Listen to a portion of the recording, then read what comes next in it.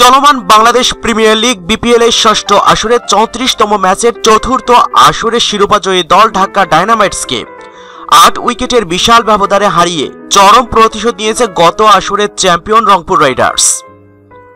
চট্টগ্রামের জহুর আহমেদ চৌধুরী ক্রিকেট স্টেডিয়ামে টসে জিতে ব্যাট করতে নেমে নির্ধারিত ২০ ওভারে ৬ উইকেট হারিয়ে ১৮৬ রান সংগ্রহ করে ঢাকা ডায়নামাইটস।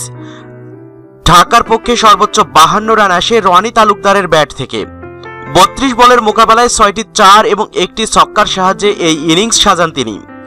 এছাড়া কায়রন পোলার্ড ২৩ বলে অপরাজিত থাকেন ৩৭ রানে এবং ওপেনিং ব্যাটসম্যান সুনীল নারিন ১৯ বলে ২৮ রান করেন।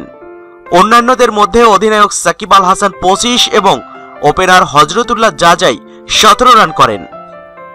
রংপুর রাইডার্সের পক্ষে ফরাদ রেজা ২টি উইকেট শিকার করেন। এছাড়া একটি করে উইকেট শিকার করেন অধিনায়ক মাশরাফি মুর্তজা, নাজমুল ইসলাম অপু, শফিউল ইসলাম এবং শহীদুল ইসলাম।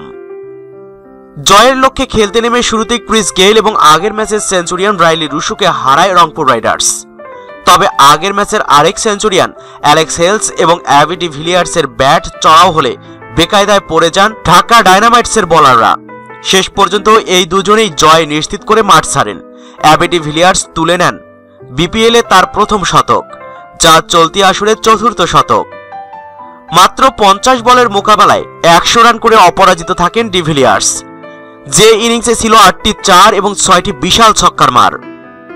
৮টি ৪ এবং ৩টি ছক্কার সাহায্যে ৫৩ বলে ৮৫ রান করে অপরাজিত থাকেন আগের ম্যাচের সেঞ্চুরিয়ান অ্যালেক্স হেলসও।